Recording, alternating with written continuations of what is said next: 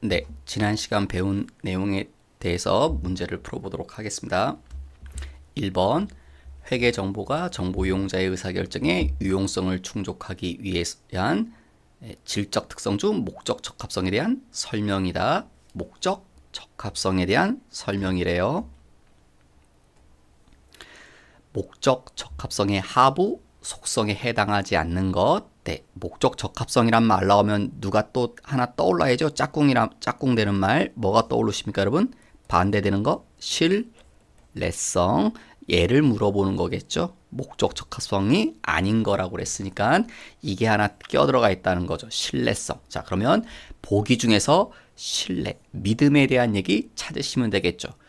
충실하면 뭐 할 수 있다? 믿을 수 있죠. 그래서 충실성은 신뢰성의 하부 속성입니다. 그래서 2번이 정답이고 2번 질문의 포인트는 계속성 원칙, 계속적으로 적용해야 된다.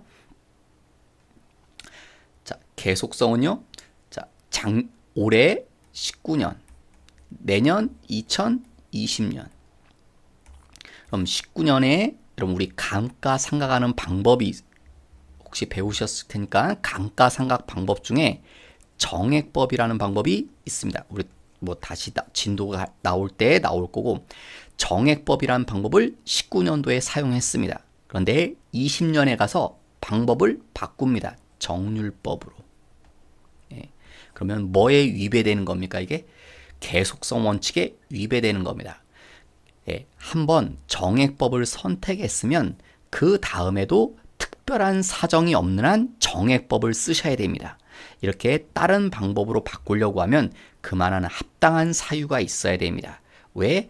그래야 19년도에 재무제표를 만든 거하고 20년에 재무제표를 만들면 서로 비교할 수 있죠. 똑같은 방법으로 만들었어야 19년과 20년을 놓고 19년이 더 좋은지 20년이 더 좋은지 비교할 수 있는 거죠. 이렇게 방법을 바꾸면 이게 단순하게 비교하기가 쉽지 않죠. 예, 그래서 계속성 원칙을 중요시하는 이유는 이게 기간별로 비교가 가능하기 위해서 그렇다는 겁니다. 그래서 2번이 정답이고 그 밑에 3번 재무제표의 질적 특성인 신뢰성에 대한 내용이 아닌 것, 신뢰성, 믿음에 대한 얘기죠. 재무정보가 의사결정에 반영될 수 있도록 뭐라고요? 적시. 적시란 말이 키워드네요. 적시성이죠. 이건 뭡니까? 적시란 말은 제때 정보가 제공돼야 된다 이 말이에요. 제때.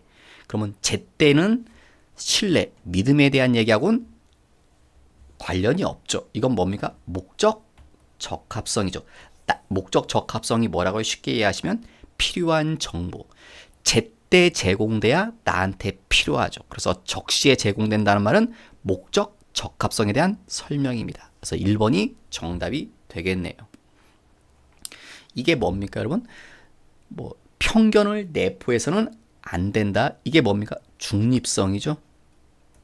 누구한테 치우치거나 그러면 안 된다. 중립적이어야 된다. 그다음에 이 3번은요. 충실성이죠. 충실하게 표현돼야 된다. 4번은요. 동일 사건에 대해서 다수의 서로 다른 측정자들이 동일하거나 유사한 측정치에 도달하다. 이게 뭡니까? 이게 검증 가능성을 설명하는 거죠. 4번 보수주의에 대한 설명으로 잘못된 것은 우발적인 손실의 인식은 보수주의에 대한 설명이다. 보수에 해당한다. 1번, 2번 보수주의는 재무적 기초를 견고히 하기 위해서 이익을 늦게 신고하는 방법이 보수주의다. 맞죠? 세 번째, 저가법. 우리 재고자산 평가할 때 저가법이라는 거 있는데요. 이 저가법도 보수주의에 대한 내용입니다. 사례입니다. 보수의 단점이라고 그랬죠. 보수의 단점은 이익 조작 가능성이 있다는 것. 이게 치명적인 보수의 단점이라고 그랬죠. 4번이 정답입니다.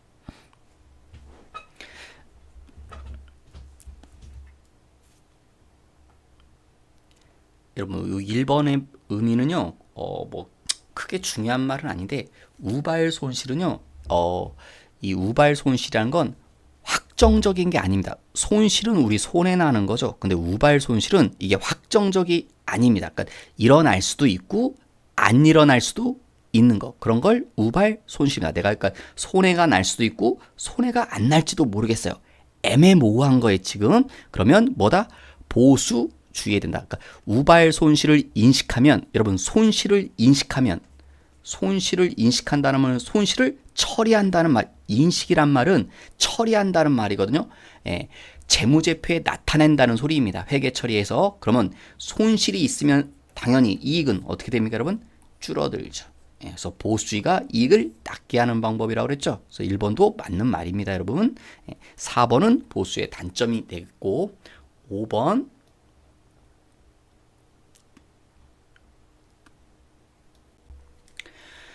다음 중 재무회계 개념체계에 따른 재무보고의 목적에 해당하지 않는 것은 네, 재무보고래요. 재무보고 목적 1번 기업 근로자의 근로 성과 평가에 대한 유용한 정보 제공. 네, 여기 이 말의 키워드는 성과 평가네요.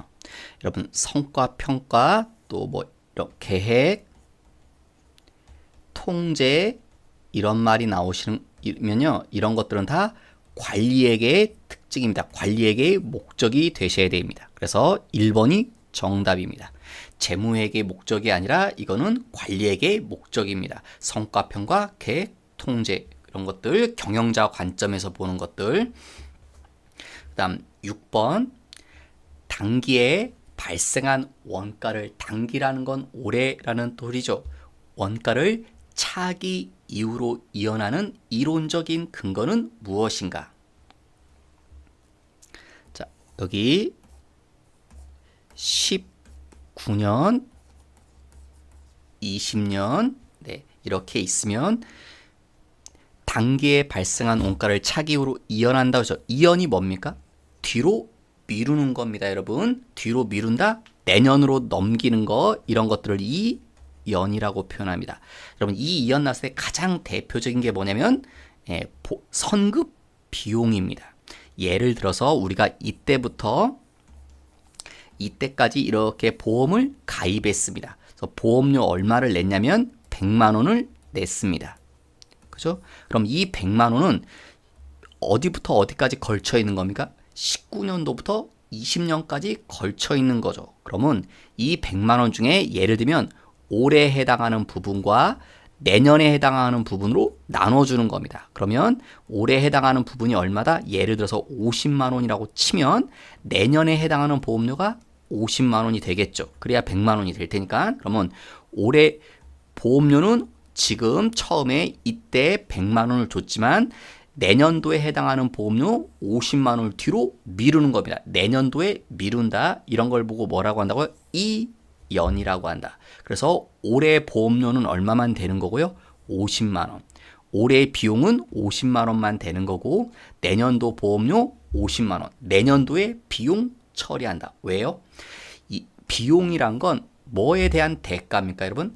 내가 뭘 벌기 위해서 이거죠. 수익을 내기 위해서 거기에 대한 합당한 대가를 치러야 되죠. 그걸 지출하는 걸 비용이라고 하죠. 그래서 수익 비용 대응의 근거가 되는 겁니다.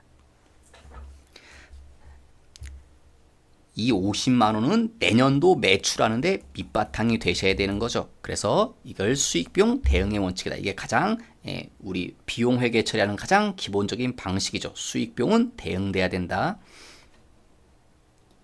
그 다음 7번 소액의 소모품을 구입 시점에 자산으로 하지 않고 비용 처리하는 것이 일반적이다.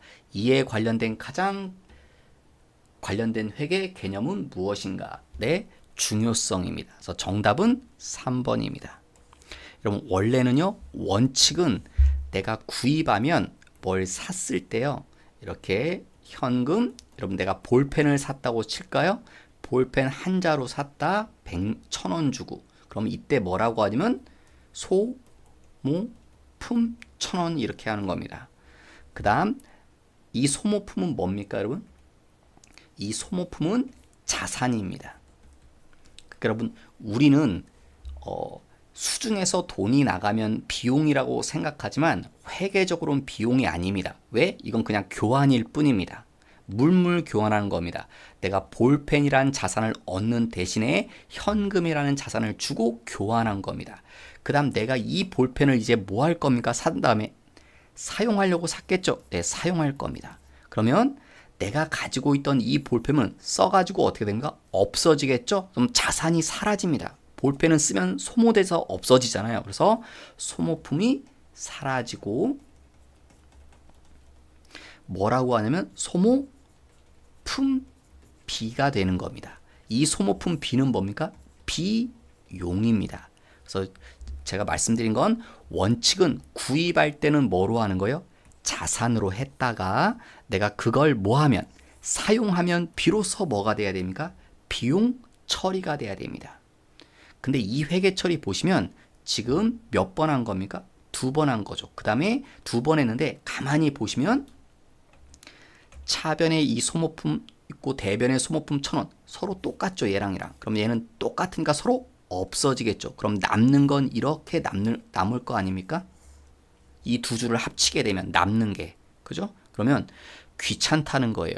네, 이걸 한 번에 이렇게 써버립니다. 뭐 살 때부터 그냥 아예 뭐 하자? 소모품 B 1,000원 대변의 현금 1,000원 이렇게 한 번에 뭐 한다?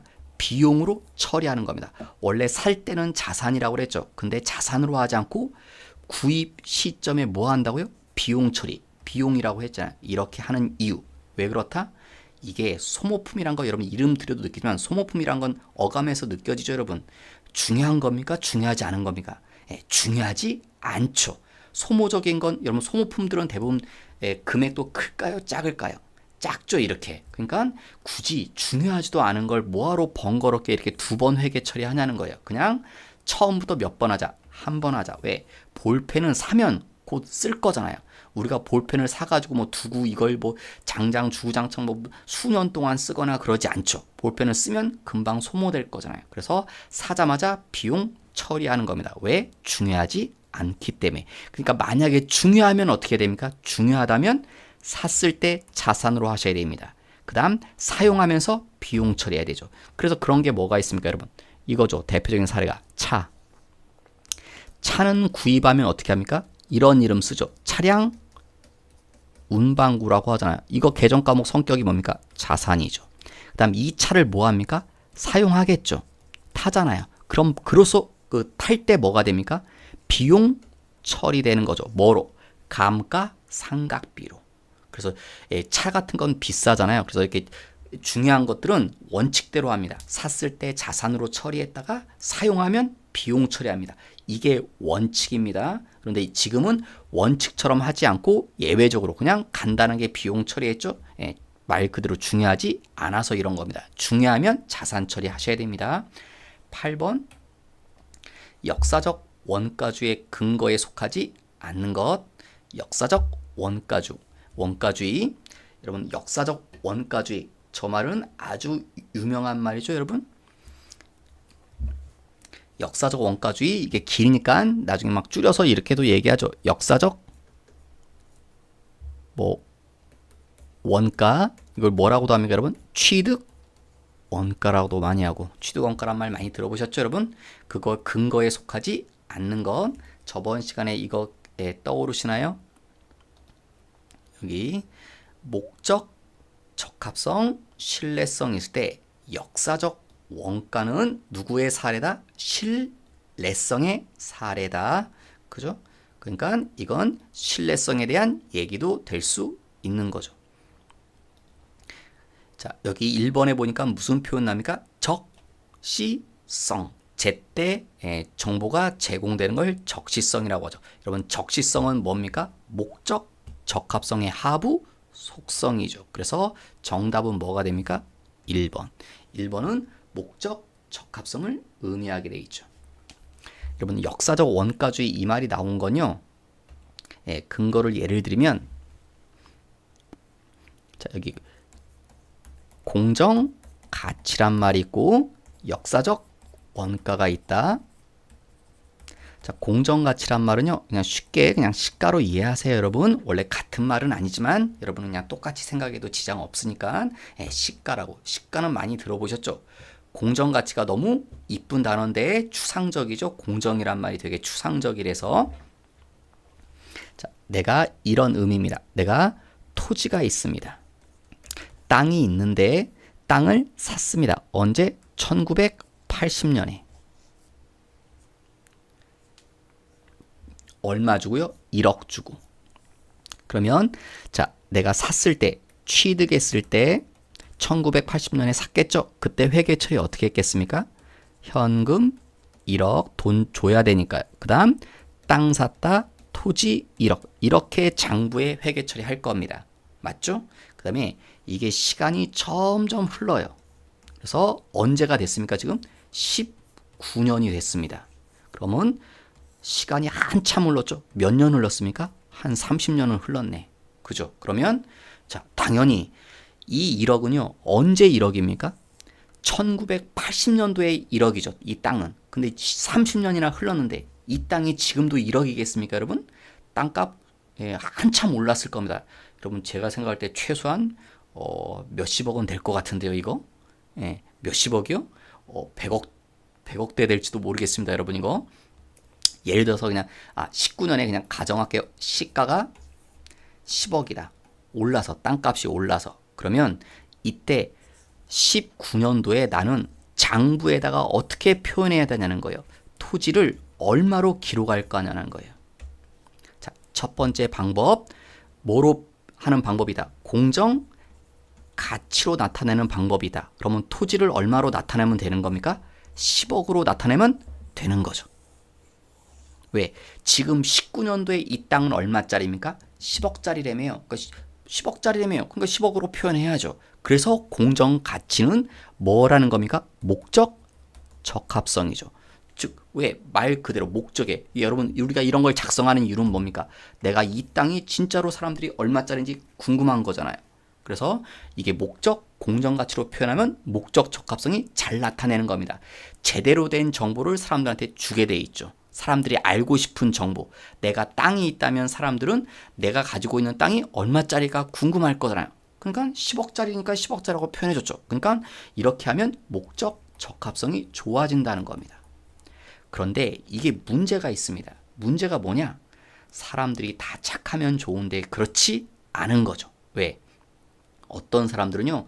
사실은 이게 시가가 10억인데 여러분 땅이 시가라는 게 이게 어디에 뭐 이렇게 딱 무슨 편말에 써 있는 게 아니잖아요. 누가 이걸 정부에서도 뭐 공식적으로 뭐 네가 가진 땅은 10억짜리입니다. 딱 못 박은 게 아니기 때문에 이 시가라는 게 약간 애매하죠. 그래서 뻥튀기 하는 사람도 있습니다. 그래서 어떻게 뻥튀기 하냐면 10억이라고 안 쓰고요. 여기다가 예를 들어서 20억인데요. 이렇게 주장하는 겁니다. 자기가. 땅 갖고 있으면서 나는 땅 20억짜리 가지고 있어. 이렇게 거짓말하는 겁니다. 왜 거짓말하는 거야? 이런 걸 뭐라고 하냐면 이게 분식회계입니다, 여러분. 분식회계를 하는 이유는 거짓말로 회사를 좋게 보이려고 하는 겁니다. 우리도 그렇죠, 여러분? 사기꾼들이 다 그러지 않습니까? 사기꾼들은 없는 척 안 하죠. 없어도 뭐가 많은 척 이런 거짓말을 하잖아요. 왜? 그걸 남을 속여먹기 위해서 그렇죠. 그래서 회사가 잘못된 정보를 주면 투자자들이 손해를 볼 수 있죠. 잘못하면 잘못된 정보를 믿고 투자하기 때문에. 그래서 이게 이렇게 쓰면 진짜 보는 사람이 이 땅이 10억짜리인지 20억짜리인지 고개가 갸우뚱할 수 있는 거예요. 그래서 신뢰성이 의문이 오게 돼 있는 거죠. 그래서 신뢰성이 안 좋기 때문에 그래서 반대로 신뢰성 있게 나타내려면 이렇게 나타내자는 거예요. 뭐요? 역사적 원가로 나타내자. 그냥 19년에도 땅을 얼마로 표기하자. 그냥 1억으로 표기하자는 겁니다. 이게 역사적 원가주의입니다. 뭐라고요? 역사적. 옛날에 네가 얼마에 샀다? 1억에. 그럼 그거 그대로 쓰자는 거예요. 왜? 이건 사실이잖아요.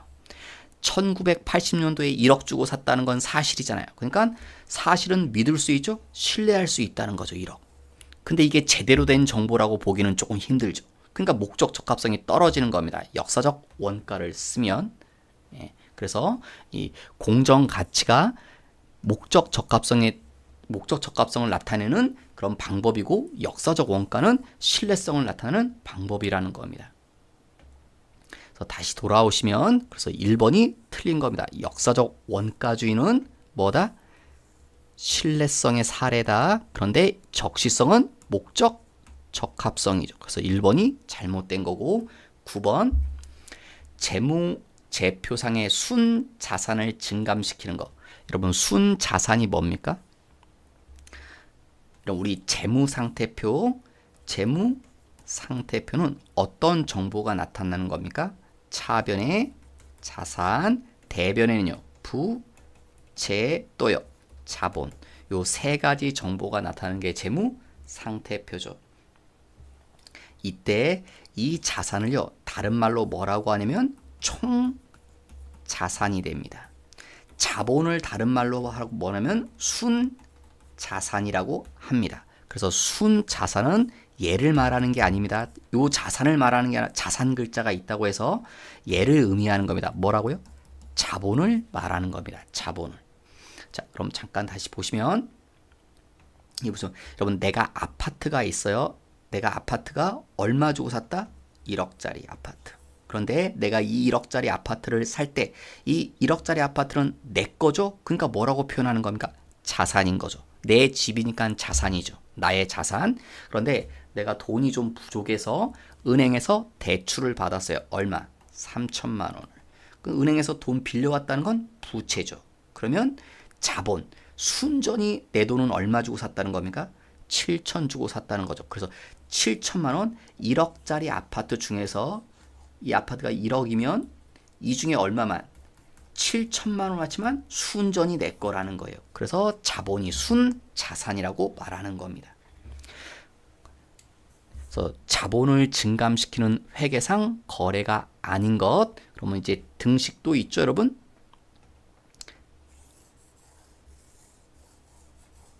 자산은 뭐라고요? 부채 플러스 자본이죠, 여러분. 재무상태표 등식 떠올리시면 1번 자산의 증가. 자산이 뭐예요? 증가된대요. 그러면 뭐도 발생했대요? 수익도 발생했대요. 그러면 자본은 어떻게 됩니까, 여러분? 자산이 늘어나면 자본도 늘어나야 되죠. 그래야 성립하겠죠. 3번도 볼까요? 자산이 감소, 비용이 발생, 자산이 줄어든대요. 예, 그러면 자본도 어떻게 됩니까? 당연히 줄어들겠죠. 그래야 등호가 성립하니까.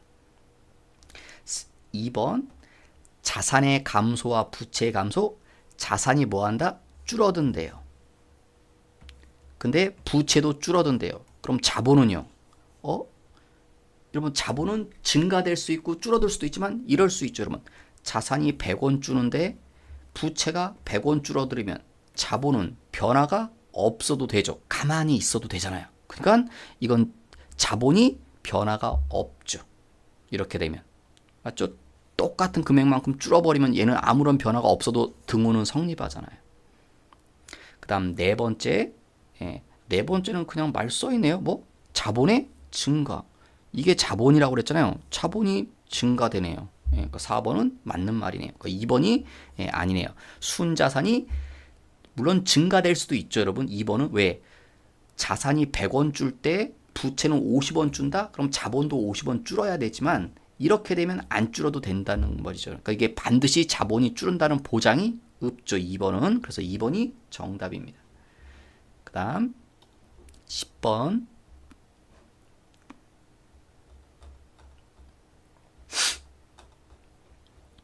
다음 중 재무상태표의 구성 요소에 대한 구분과 관련된 설명 중 틀린 것은 유동자산은 당좌자산, 매출채권, 재고자산이다. 여러분 이거 그때 이런 것 좀 나오면 난 기억이 잘 안 나면 얘를 보라고 그랬죠? 여기 계정과목 및 적효등록. 그죠? 여러분 요 두 개가 뭡니까? 요 두 개를 합쳐서 유동자산, 요 네 개를 합쳐서요. 비유동자산이라고 하죠. 그래서 유동자산은 두 개잖아요. 누구? 당좌자산과 재고자산이죠. 매출채권 이렇게 세 개로 구별되는 게 아니죠. 그러니까 1번이 오답이네요. 그냥. 그래서 1번이 오답이죠. 여러분 요 매출 채권은 뭡니까? 매출 채권은 요 당좌 자산 속에 포함되는 거죠. 예, 별도로 튀어나오는 게 아니라 그래서 유동 자산은 두 가지다. 당좌와 재고. 비유동 몇 개? 4개 맞게 써 있네요. 부채는 딱 2개. 자본은 5개. 여기 화면에 다 나와 있는 거 그대로죠. 그 다음 11번 재무제표에 해당하지 않은 것. 단순 암기입니다. 5가지죠. 재무상태표, 손익계산서, 자본변동표, 현금흐름표, 주석. 그래서 아닌 거 1번이네요. 학계장액산표. 12번 똑같은 거네요. 답은 이익여금, 처분, 계산서. 이런 건 반드시 맞춰야 됩니다, 여러분. 13번 재무제표의 목적에 대한 설명으로 틀린 것은 재무상태표. 재무상태표는 틀렸네요. 일정 시점이죠. 1번이 정답. 여러분 재무상태표에 뭐가 나타난다고요? 예를 들어서 자산, 부채, 자본 이런 게 나타나잖아요. 자, 예를 들어서 자산 1,000원 써 있어요. 그럼 이건 언제 금액입니까, 여러분? 여러분 자산이 내가 1월 1일 날 3,000원이 될 수도 있잖아요. 예, 이때 금액을 의미하는 겁니다. 언제요? 12월 31일에 자산이 1,000원이라는 거서 재무상태표는 언제 시점? 12월 30일 기말 결산일이라고 그러죠. 그래서 특정한 날을 찝어서 얘기하는 거죠. 그날 자산이 얼마고 부채는 얼마고 자본이 얼마냐 이 날에. 그래서 일정 시점이라는 거. 기간이란 말은 언제부터 어디서부터 어디까지가 이게 기간이잖아요. 그래서 재무상태표는 일정 시점. 손익계산서나 나머지 것들은 다 일정 기간이고. 그래서 1번이 잘못된 거고. 14번 자산은 과거의 거래나 사건의 결과여야 한다. 그 다음 두 번째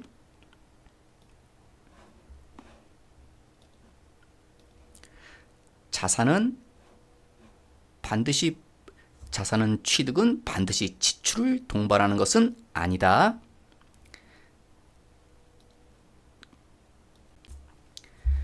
세 번째, 운수업의 미래 예상 수리비는 부채로 인식할 수 있다. 부채는 채무 금액 시기가 반드시 확정될 필요는 없다.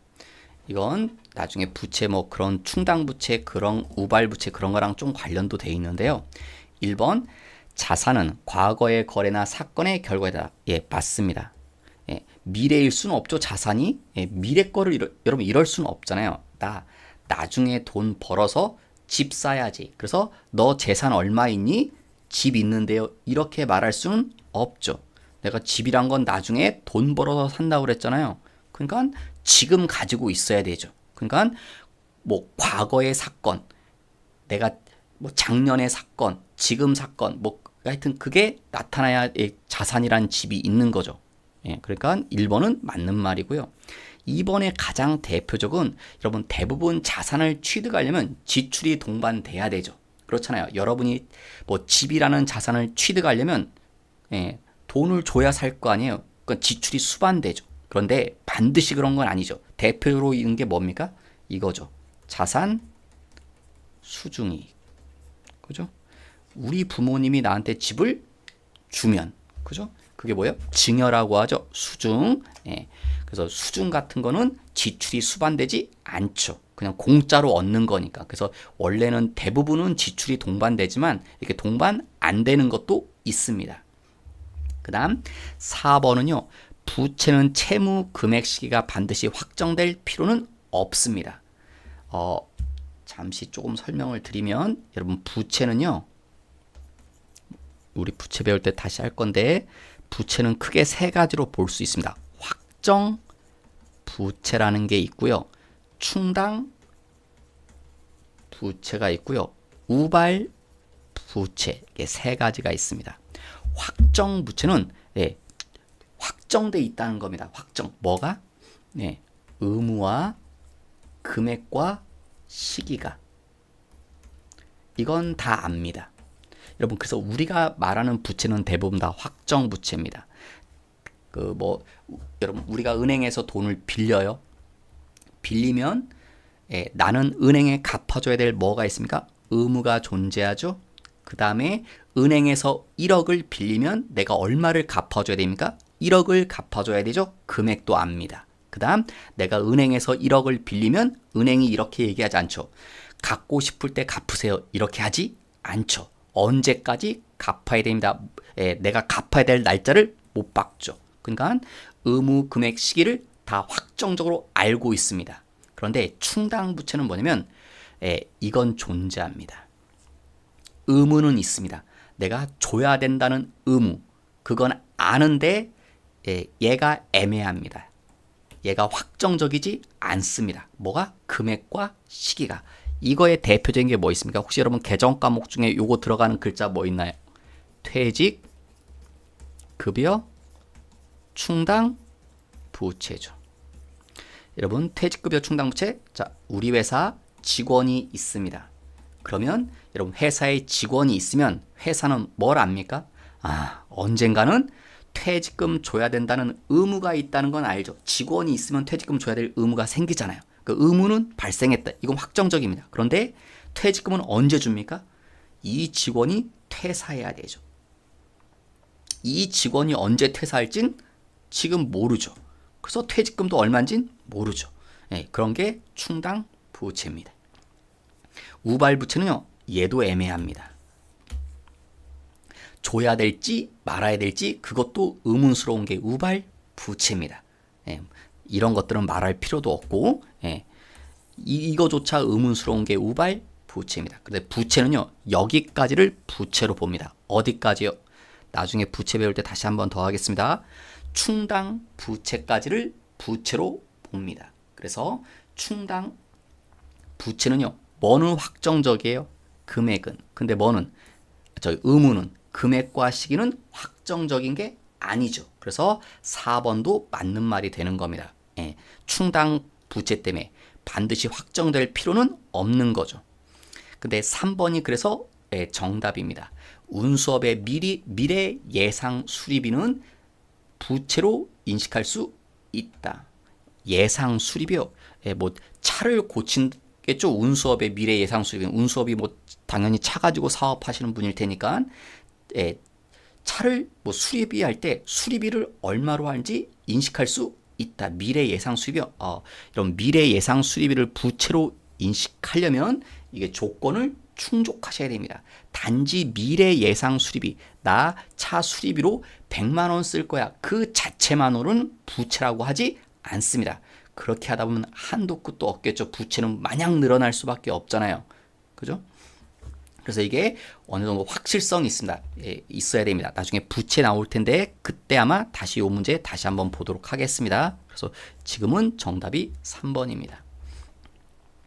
1, 2번은 근데 지금 봐두십시오, 여러분. 1, 2번은 자산은 자산도 그렇고 부채도 그렇고 과거의 겁니다. 그 다음에 자산은 반드시 지출이 수반될 필요는 없다는 거, 수중이라는 것들이 있기 때문에 증여받는 거 공짜가 있죠. 그래서 그런 거고. 15번 재무제표 작성과 표시에 대한 설명으로 잘못된 것은 재무제표 항목의 표시나 분류 방법이 변경되는 경우에도 전기의 항목은 재분류하지 아니한다. 네, 1번이 잘못됐습니다. 다시 재분류해 주셔야 됩니다. 그래서 1번이 정답입니다.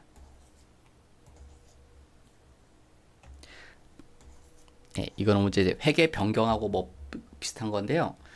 그래서 18년, 19년이 있으면 18년에는 예를 들어서 A와 B를 묶어서 뭐로 했다? A, B, C가 있을 때 A, B를 묶어서 표현할 때 D라고 표현하고요. 그냥 C는 C라고 표현했어요.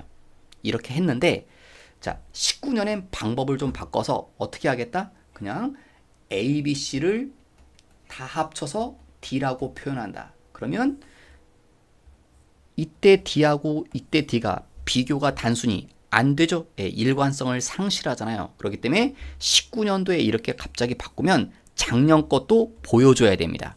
근데 이미 작년 거는 했기 때문에 이 작년 거를 다시 재분류해서 다시 얘처럼 이렇게 해서 작년 거를 뒤로 놓고 그래서 그럼 19년하고 이렇게 비교하는 게 가능해지겠죠. 그래서 전기 항목도 재분류해 주는 게 원칙입니다. 16번 재무제표 작성 책임과 공정한 표시에 관한 설명이다. 틀린 것은 1번 재무제표는 재무상태, 경영성과, 이익여금, 현금흐름표, 자본 변동을 공정하게 표시해야 한다. 공정이란 말이 들어갔죠, 여러분? 그 다음 2번 기업회계 기준에 따라 적정하게 작성된 재무제표는 공정하게 표시된 재무제표다. 기업회계 기준 이게 규칙이니까 규칙에 따라서 작성했다는 거죠. 그러니까 공정하겠죠. 세 번째, 재무제표가 기업회계 기준에 따라 작성된 경우에는 그러한 사실을 주석으로 기재한다. 네, 주석이라는 건요, 밑에다 써주는 겁니다. 주석이 뭐냐면 이런 게 주석입니다. 이렇게 재무제표가 있으면 재무제표를 여기다 딱 작성한다면요, 뒤에다가 뭐랄까 주석이라고 이렇게 답니다. 주1. 우리 회사 당사의 재무제표는 써줍니다. 재무제표는 기업 회계 기준에 따라서 적정하게 작성되었습니다. 이렇게 말로 쭉 써줍니다. 이런 걸 주석이라고 합니다. 이런 식으로 여러분 책 읽다 보면 이런 식으로 써 있는 거 보이잖아요. 이런 걸 주석이라고 합니다. 그래서 재무제표에 여러분 이제 중소기업들은 뭐 비상장 회사들은 안 그런데 그 상장 회사들 뭐 여러분 나중에 삼성전자나 뭐 그런 회사들 거 재무제표 찾아보시면 뒤에 이런 말 다 써 있습니다. 기본적으로. 그다음 네 번째, 4번이 정답이죠. 왜 4번이 정답입니까? 재무제표의 작성과 표시에 대한 책임 누구한테 있다? 경영자, 주주는 빠지죠, 여러분. 경영자가 작성해서 주주들한테 보고해 주는 거죠. 그러니까 주주가 작성하지는 않잖아요. 자기가 작성해서 자기한테 보고할 수는 없죠, 여러분. 17번 다음 중 기업 회계 기준에 따라서 설명하고 있는 재무제표의 특성과 한계가 아닌 것은 재무제표는 추정에 의한 측정치를 허용하지 않는다. 추정에 의한 측정을 허용하나요? 안 하나요, 여러분? 추정에 의한 측정치를 허용하지 않는다? 허용하죠. 그래서 1번이 정답입니다. 여러분 대표적인 추정이 뭐가 있습니까, 여러분? 이런 게 추정이죠, 여러분. 여러분 회계 처리 보실 때 아까도 얘네요. 아까 이게 추정이죠, 여러분. 퇴직, 급여, 충당, 부채 이 계정 과목. 자, 그래서 여기 1억 써 있다. 그럼 이 계정 과목이 뭡니까? 우리 회사에 직원들이 있는데 이 직원들이 퇴사하면 퇴직금 얼마를 줘야 될 것 같다? 1억을 줘야 될 것 같다는 거예요. 1억이라는 확정치가 없고 이거 추정적으로 계산해낸 숫자입니다. 지금 상태로 직원들이 퇴사하면 1억 정도가 지불돼야 된다. 그리고 추정치입니다. 추정치. 정확한 숫자가 아니라. 그래서 이런 게 허용이 된다는 거죠. 원래는 대부분은 확정치입니다. 재무제표는 과거에 대한 결과이기 때문에 거의 확정치인데 가끔 이렇게 추정에 의한 측정치가 나타나는 경우도 있습니다. 그래서 1번이 정답입니다. 18번 재무상태표에 대한 설명으로 옳은 것은 재무상태표는 자산, 부채, 자본 맞죠? 두 번째 재무상태표는 1번이 정답이네요. 옳은 거 찾으니까 자산, 부채, 자본. 이거 틀렸죠? 이거 뭡니까? 일정 기간에 대한 경영성과. 이게 뭡니까? 손익 계산서를 말하는 거죠. 재무상태표가 아니라. 그 다음 기타 포괄 손익 누계는 아니죠. 부채가 아니라 뭡니까? 자본이죠. 자본은 5개다. 자본금, 자본잉여금, 자본조정, 기타 포괄 손익 누계, 이익잉여금. 자본 중에 하나죠. 부채 중에 하나가 아니라. 그 다음에 순액이 아니라 뭐로 표시한다고 여러분? 총액주의가 원칙이라고 그랬죠. 총액. 재무상태표건 손익계산은 총액으로 하는 게 원칙이다. 19번 올바른 것 틀렸죠. 재무상태표는 여기까지만이죠. 여러분 수익과 비용은 어디에 나타나는 겁니까? 손익계산서에 나타나는 거죠. 2번은 위에 나왔단 말이죠. 이건 손익계산서죠. 재무상태표가 아니라. 다음 3번 위에 똑같은 말이죠. 네, 잘못됐다는 거 위에서 봤죠. 4번 네 맞죠. 재무제표 5가지 꼭 암기하시라고 그랬죠. 4번이 정답. 20번 손익계산서에 반영될 무슨 이익이요? 영업이익에 영향을 미치지 않는 것. 영업이익이란 글자를 봤으면 이게 떠올라야죠. 지난 시간에 요거 매출액에서 매출원가 빼면 매출 총익, 다시 판관비를 빼주면 영업이익, 이 사실이 떠올라야 되겠네요.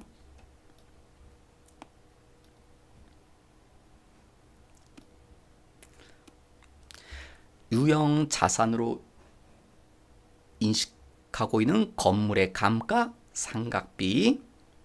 그러면 얘는 뭡니까? 1번이 예, 이게 판관비죠. 판관비. 그럼 영업이익에 영향을 줍니까? 안 줍니까? 주죠.